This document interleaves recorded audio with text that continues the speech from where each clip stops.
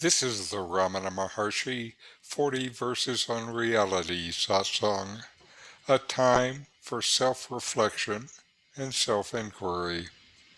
Know yourself and be always free and at peace. I'm Richard Clarke, hosting this satsang. Welcome. I've been blessed with years of deep teaching and practice. I bring this to this satsang. This week's reading from Ramana's 40 Verses on Reality.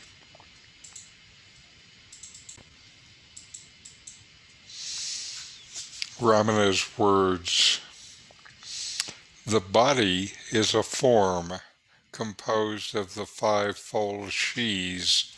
Therefore, all the five sheaths are implied in the term body. Apart from the body, does the world exist? Has anyone seen the world without a body?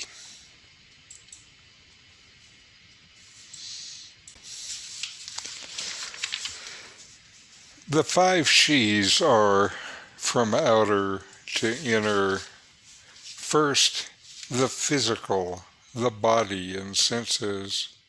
This is sometimes called the sheath of food. The next is energy, prana, the life force that animates the body. Next is the mental sheath, the mind, thoughts, and memories. Next is the wisdom sheath, which houses the intellect. And then finally the sheath of bliss, the blankness that is known beneath all these, that is experienced as happiness and bliss. Your own being, yourself, Atman, is within all of these sheaths. It is the innermost, deeper than all five sheaths. Or you really should say that all the five sheaths are within the Atman, since none exists without the Atman. What is this right now within you that is always within these sheaths? How do you know the world? It's only through the senses. How do you know the senses? It's only through the mind. How do you know the mind? You can see your thoughts, which means that thought is external to you, known by you. What within you knows your thoughts? What within you knows? Is it the mind? Who knows the mind? Now to our videos for the week.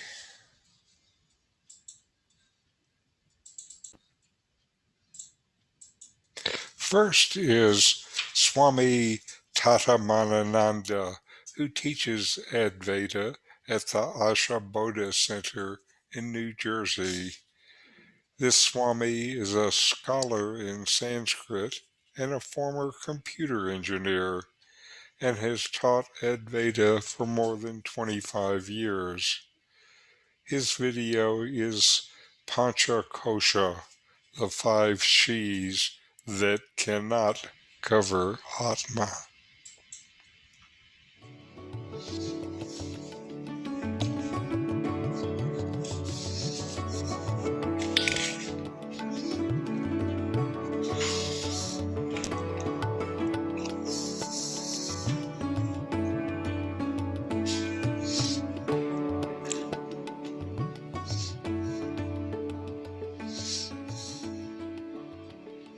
A striking image encountered by students of Vedanta is of the 5 koshas, the 5 sheaths that are said to cover or enclose your true self, Atma, which is pure consciousness.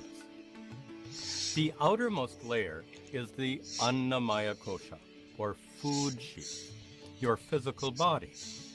Within that is the Pranamaya kosha, or energy sheath, the vital force that enlivens your body. Inside that is the Manomaya kosha, the mind sheath, where your thoughts, emotions, and sensations reside. Within that is the Vijnanamaya kosha, the intellect sheath, the abode of your decisiveness, willpower, and ego. Finally, the innermost layer is the Anandamaya kosha, the so-called bliss sheath.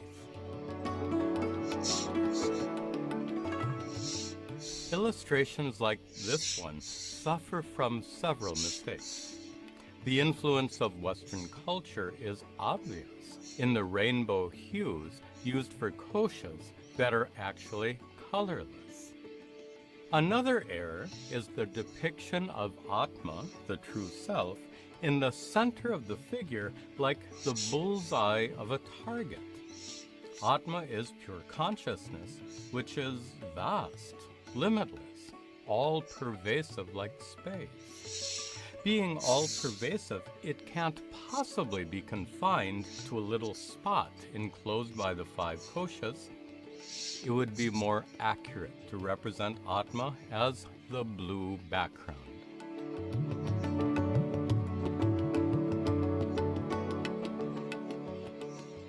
But there's still a problem here. If Atma is all-pervasive, how can it be covered by the koshas? It's impossible. Atma can't be covered, contained, or confined by anything. Then, why are these 5 layers called koshas, or sheaths? As we will see, rather than covering Atma, they actually cover knowledge. Knowledge of Atma, your true self. To understand this better, we can find the very first scriptural reference to the koshas in a section of the Yajurveda known as the Taittiriya Upanishad. There it says, Tasmad vahe tasmad annarasamayata anyontarhatmaha pranamaya tenaisha purnaha. Within the self made of food, the Annamaya kosha, is another self made of prana, the Pranamaya kosha. The Annamaya kosha is filled by the Pranamaya kosha. The text goes on to describe how each kosha is filled by the next kosha. This idea that each kosha is filled by the next one can be seen in these Russian nesting dolls. The outermost doll represents the Annamaya kosha, your physical body. The doll inside represents the Pranamaya kosha, your life force. The next doll represents the Manomaya kosha, your mind. The next represents the Vijnanamaya kosha, your intellect. And the innermost doll represents the Anandamaya kosha, the bliss sheath. The problem with this example is that it seems to imply that you are made of 5 layers, with food or flesh as your outermost layer. But the Taittiriya Upanishad isn't an anatomy book. Its purpose is not to identify your inner bits and pieces. Its purpose is to lead you to discover your true nature, Atma. Shankaracharya, the great 8th century teacher of Vedanta, wrote a brilliant commentary on the Taittiriya Upanishad. He explains that your true nature is to be discovered by negating or removing each of the 5 koshas one by one. But you can't just strip off your 5 koshas, like peeling away the layers of an onion. So, what does it mean to say the koshas must be removed? Shankaracharya describes the koshas not as anatomical layers, but as 5 layers of ignorance, 5 levels of confusion. Each kosha is the focal point of wrong conclusions we make about ourselves, wrong conclusions that prevent us from discovering our true nature. Even though these sheaths can't cover Atma, they can cover or conceal a profound truth about the nature of Atma. To strip away the koshas is to remove our wrong conclusions and erroneous notions, one by one.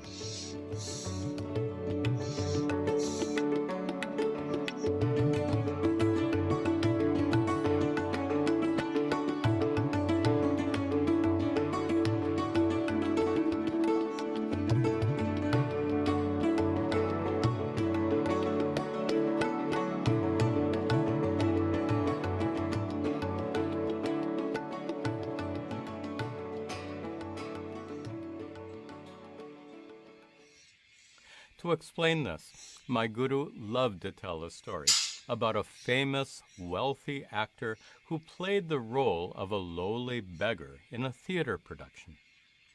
While performing for a huge audience, he was treated with contempt by the other actors on the stage, who heartlessly ignored his pleas for help.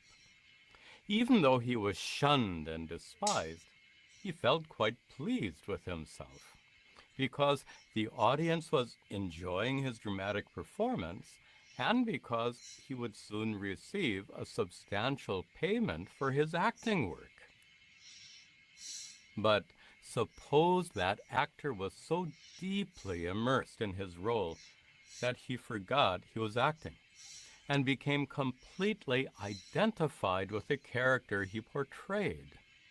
Then he might feel outraged by the callous indifference of his fellow actors in the show, and he might shout at them in anger, chastising them for their insensitive behavior. By doing so, he would ruin the performance. Sometimes we too become overly identified with our roles like parent, spouse, doctor, manager, and so on. We usually take these roles very seriously, maybe too seriously. For example, suppose a loving husband says goodbye to his wife and goes off to work, where all day long he plays the role of a combative, hard-hitting attorney. In the evening, when his wife expects her loving husband to return, imagine her confusion and frustration when a combative, hard-hitting attorney comes home instead.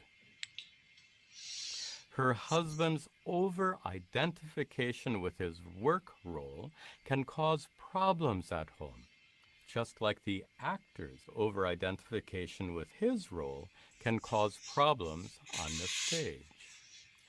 We are all subject to becoming overly identified with our roles.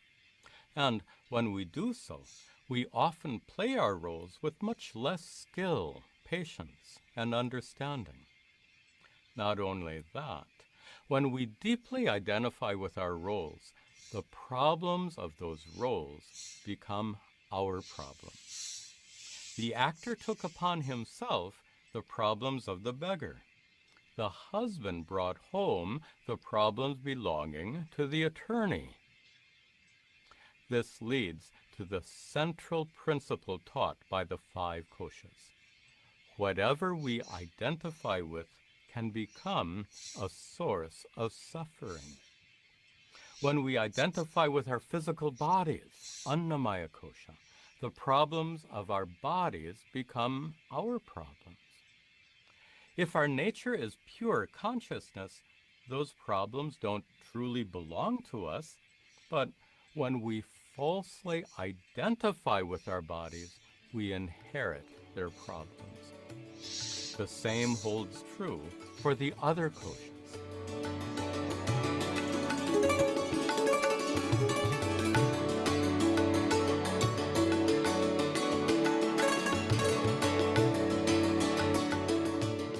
Each kosha is a locus Go away, right? of identification. Please make him go away.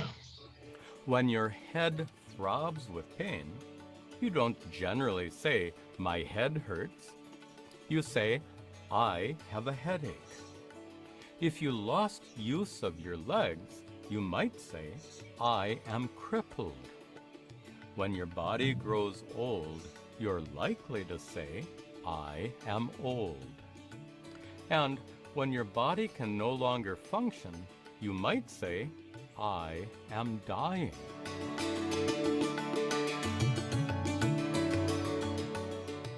The pure consciousness, which is your true nature, doesn't get headaches, nor can it become crippled, old, or near death. Yet, due to false identification with your body, you're likely to say, "I have a headache," etc. If you were completely free from such identification, you would know that even when your head throbs with pain, you are okay, because the pure consciousness, which is your true nature, isn't affected by that headache at all. When your body is tired, you often say, "I am tired." If your body has been weakened by illness or old age, you might say, "I am weak." But tiredness and weakness belong to your pranamaya kosha, not to you. When sadness arises in your mind, you usually say, "I am sad." And when your mind is agitated, you might say, "I am agitated." But sadness and agitation belong to your mind, not to you. When your intellect lacks the information needed to make a decision, you might say, "I'm confused." If you feel no motivation to do anything at all, you could say, "I am lazy." Yet, confusion and laziness belong to your intellect, not to you.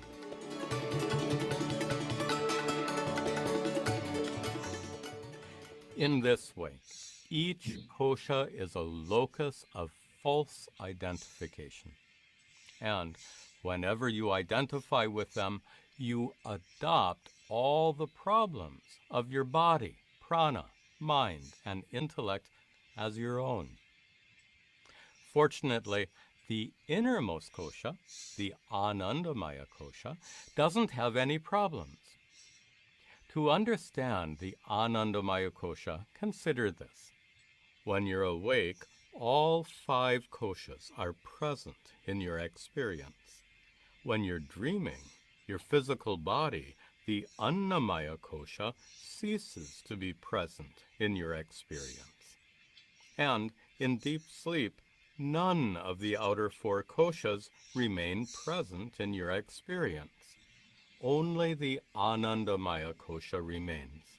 And that's why you experience Ananda or bliss. But when you wake up, you re-identify with the other koshas and become subject to their problems once again. The point of all this is, when you falsely identify with your body, prana, mind, or intellect, you embrace all their problems as your own. And they always have problems. Such is the human condition. But if you identify instead as being pure consciousness, separate from the koshas, and completely unaffected by whatever happens to them, then you can gain tremendous inner freedom. So, the goal is not to go deeper and deeper, stripping away one kosha after another. The goal is to remove your identification with the koshas so that you can remain entirely unaffected by their problems. Then you can abide in the knowledge that you are pure consciousness, full and complete, utterly independent of the five koshas.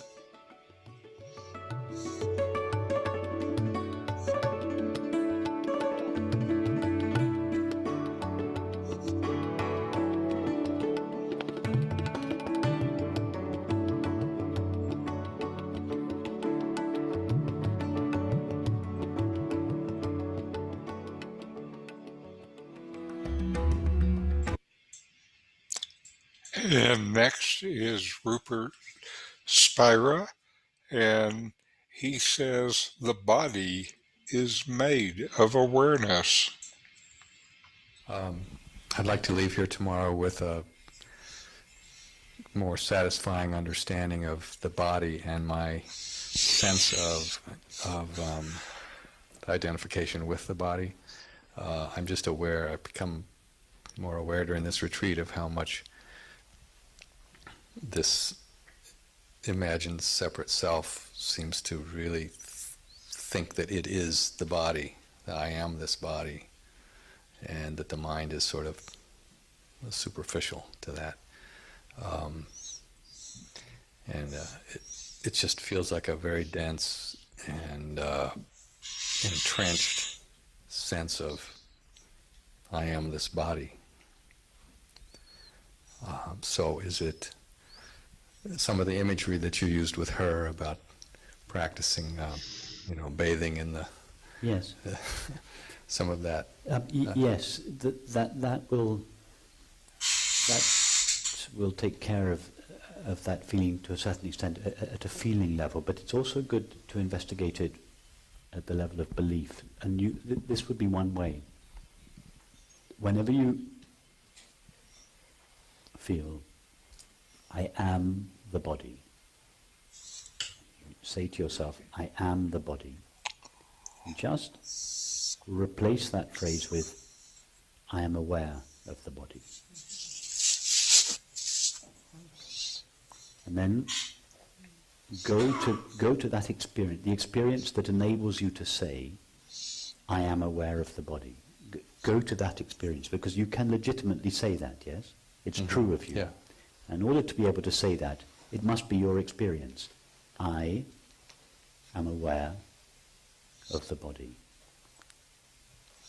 And just go to the experience that enables you to say that.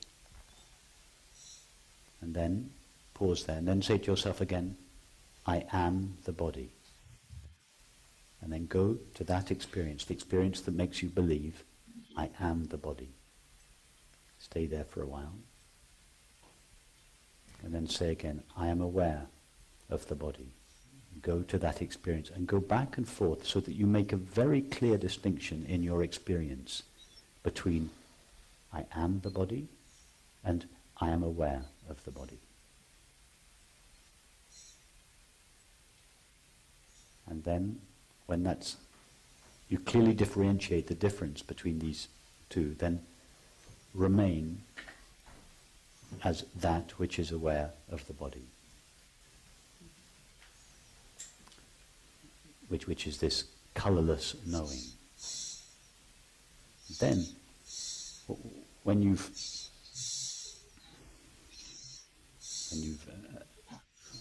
been resting or abiding as that from some time, then go back, not just to the body, but go back to the mind, the body, and the world. That is, thinking, sensing, and perceiving. And see that having separated yourself from the body, no longer feeling I am the body, but I am that which I am the witnessing presence of awareness that is aware of the body. Now, you go back to thinking, sensing, and perceiving it and realize, actually, thinking and sensing and perceiving all appear in me, and not only do they appear in me, they are made of me. They are made of this pure awareness, because everything that appears in awareness must be made of awareness. So then we can go back and we can say, yes, I am the body. I, pure knowing, pure awareness, and the substance out of which this sensation is made. But I am not exclusively the body. I am also the stuff that thinking is made of. But I am not exclusively thinking and sensing. In other words, I am not exclusively the mind and the body. I am also the stuff that seeing, hearing, touching, tasting, and smelling are made of. In other words, I am the body, but not just the body. I am the totality of my experience. I, pure knowing or awareness, am the stuff out of which all my experience is made, not just this little corner of experience called my body. So the feeling I am the body has some truth to it. It's not completely ignorant.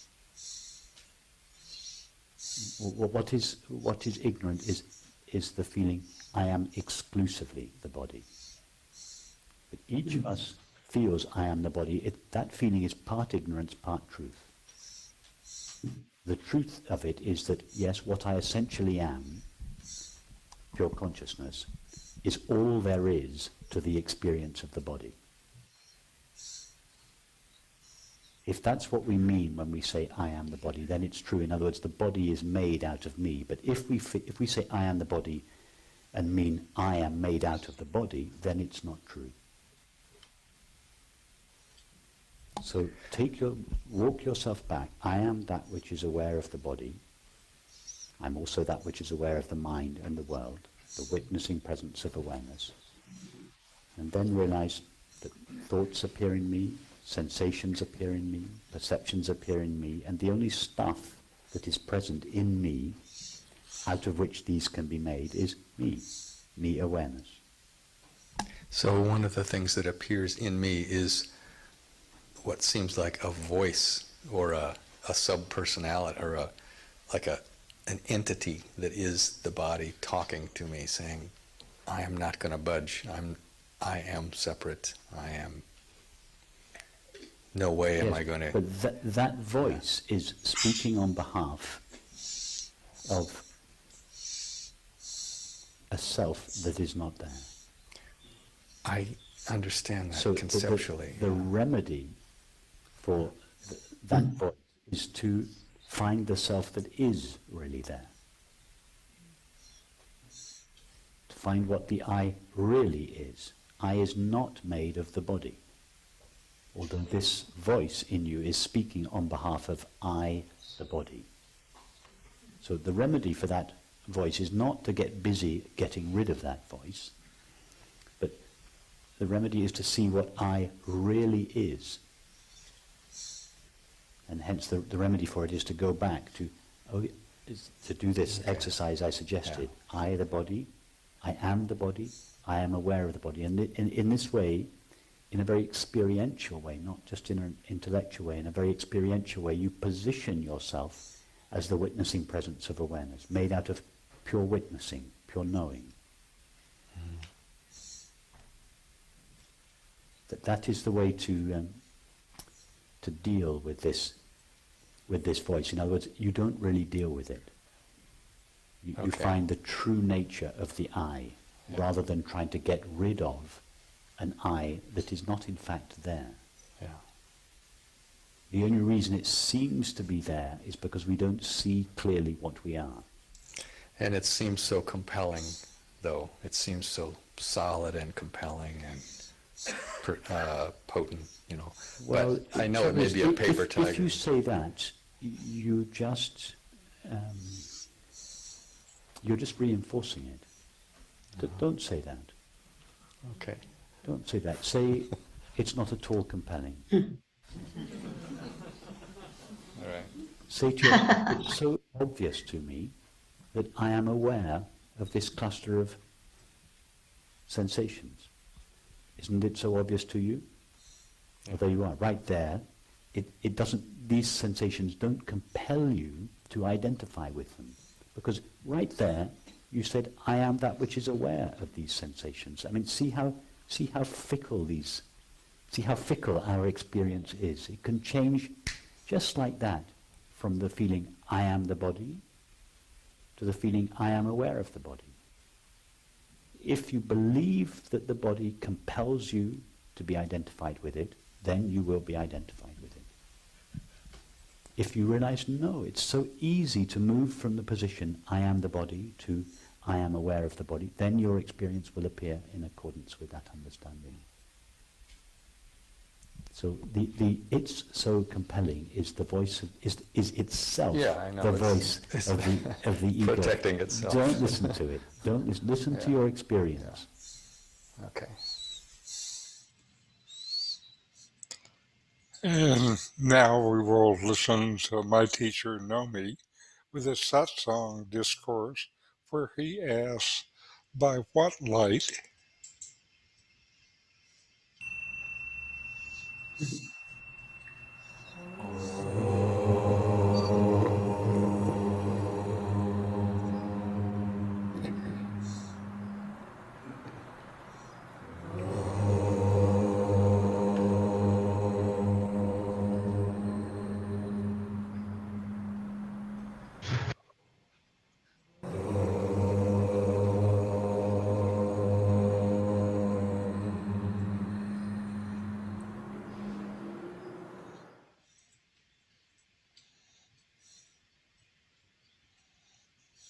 By what light do you know that you exist?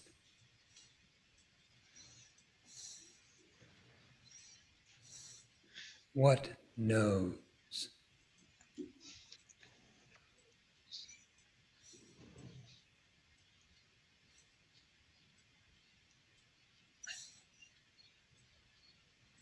Certainly the knowledge of your existence does not depend upon a body.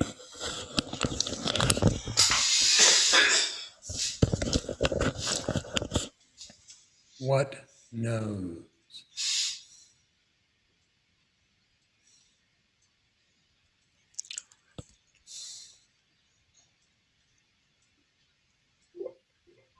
The senses do not know it.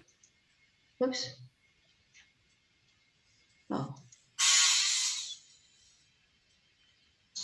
It knows the senses, but the senses do not know it. What knows?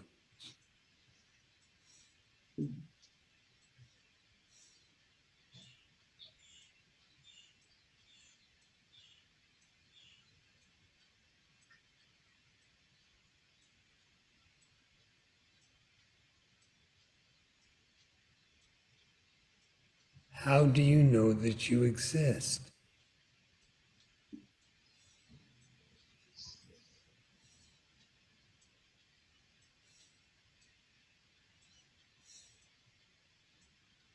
It is not due to thought.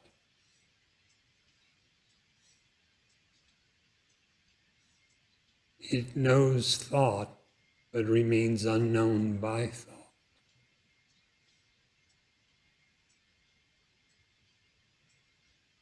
What knows?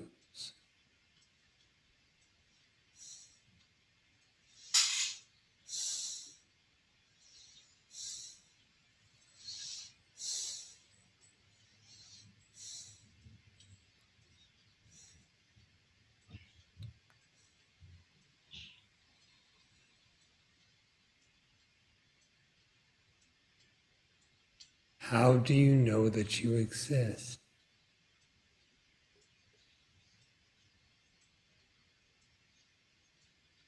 You must exist in order to know it.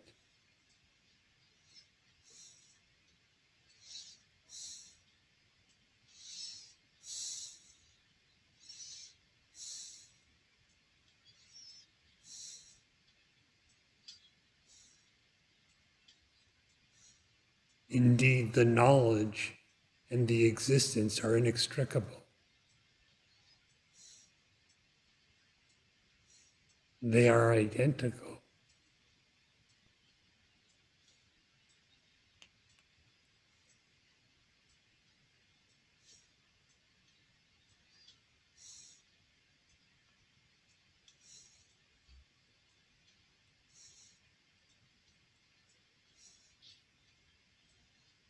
When you are happy, what knows the happiness?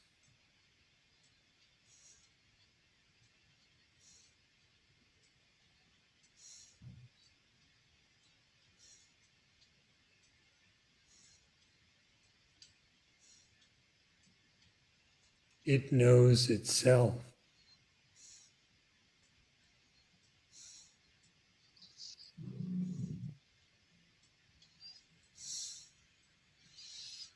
The perfect fullness of existence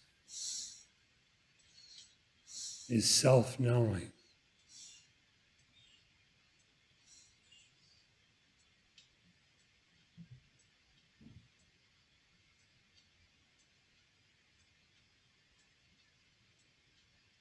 If you yearn to realize the truth, what so yearns?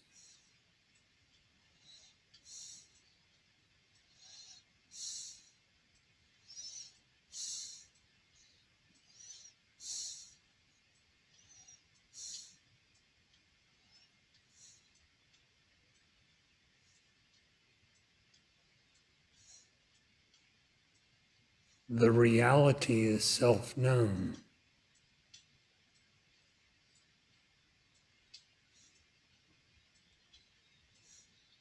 Evidently, the unreal cannot know the real, for the unreal does not exist.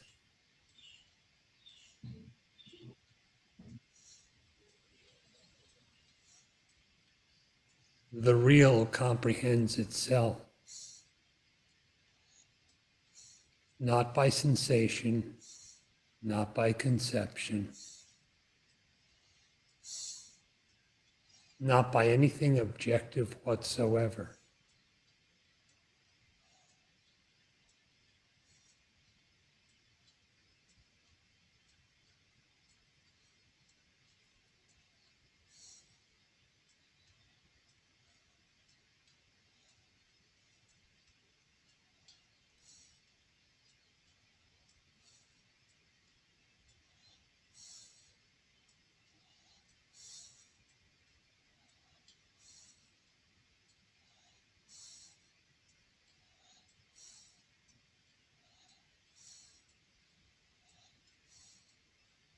The only veiling of the innate perfection is misidentification, which alone constitutes ignorance.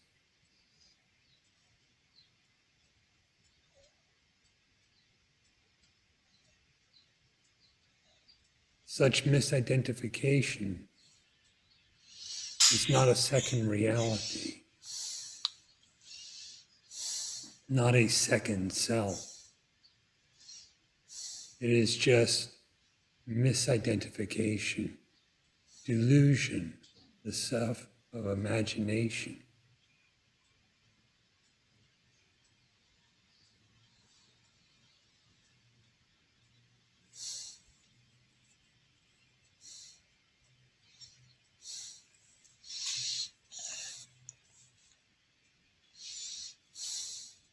Inquire within, who am I?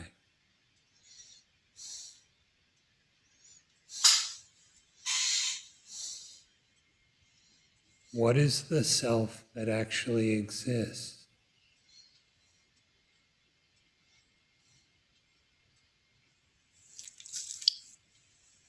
What is the nature of the inquirer?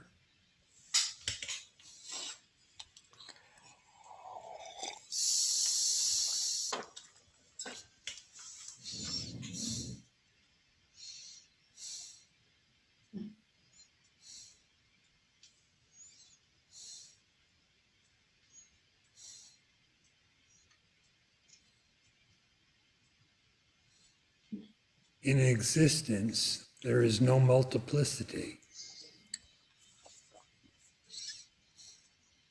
In true knowledge, there is no differentiation.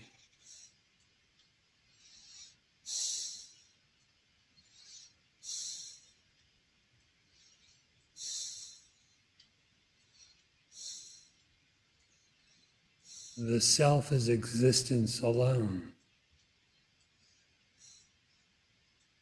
True knowledge is consciousness alone.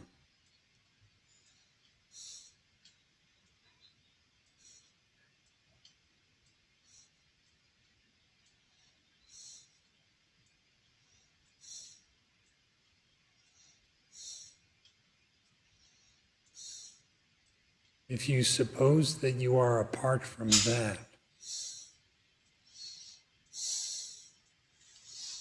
who is it that so supposes?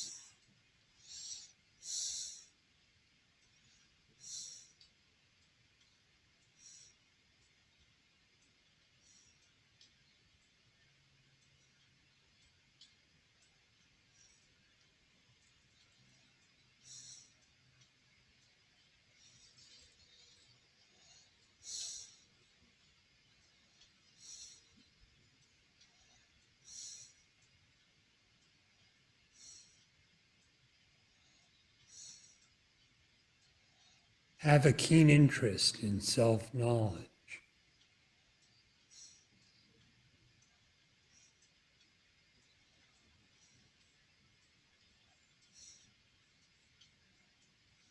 For in this lies peace, happiness, and freedom from all of the imagined bondage.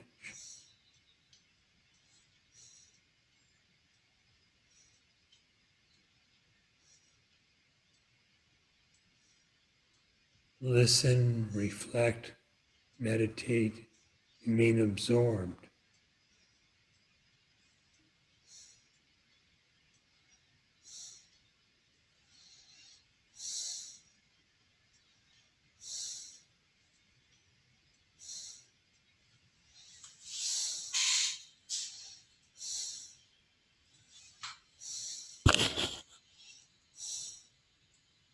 Thus you will know the self, and what you know is what you are.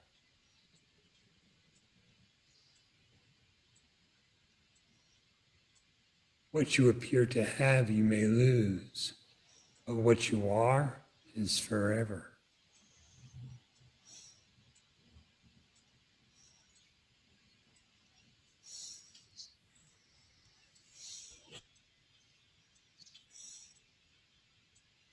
Just as existence is unborn and imperishable, so is this knowledge. Without beginning and without end.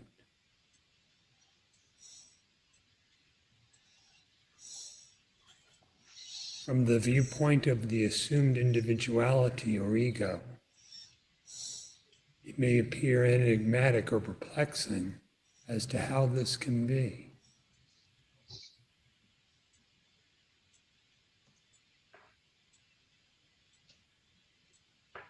From that perspective, one thinks of knowledge as something possessed or something that occurs.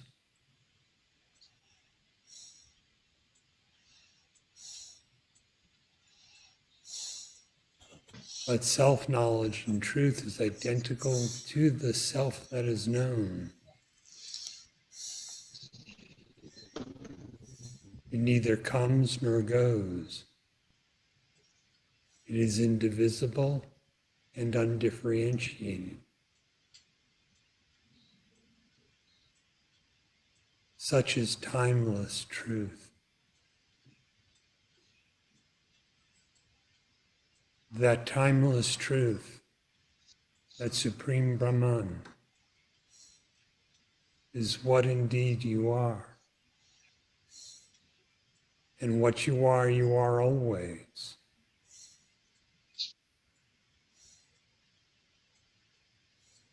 What you are not, you are never.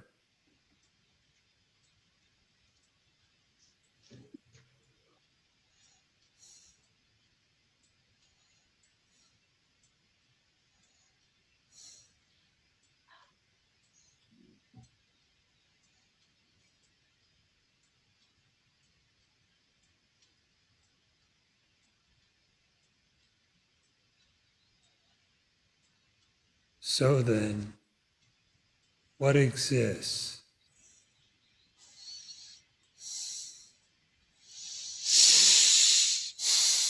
The self exists, but it cannot be known objectively, as if you were one thing and the self were another. After all, what is being indicated here is yourself.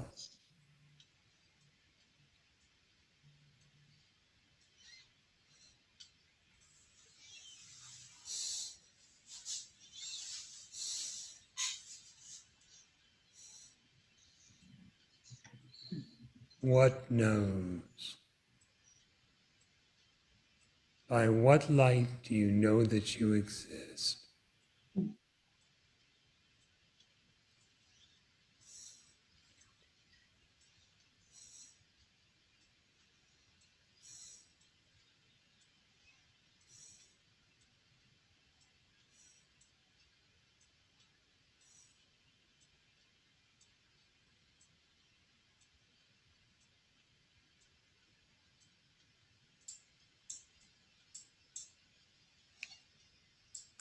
Now we will take a little bit of time and meditate. Breathe in and out, long, slow breaths. Notice the breath as it comes in, as it goes out.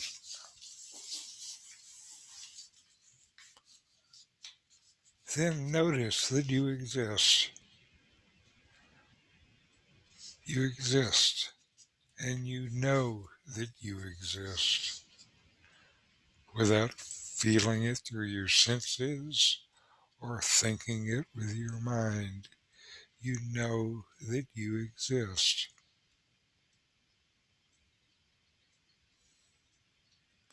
Now investigate within yourself. How do you know the world?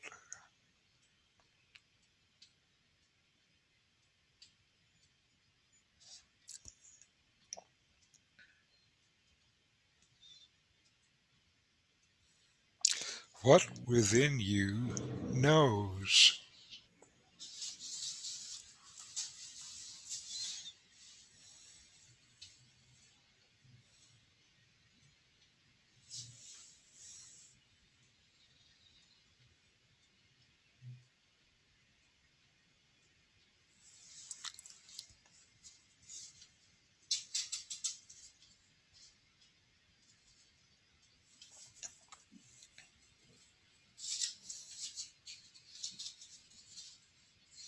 Who am I?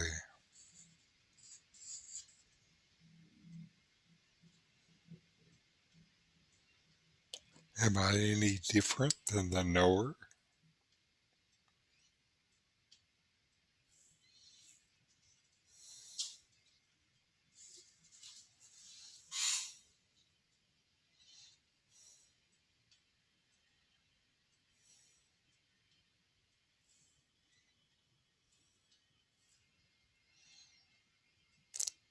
All right, let's close with a short chant.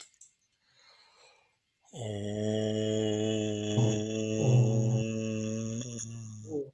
Shanti Shanti Shanti. Okay.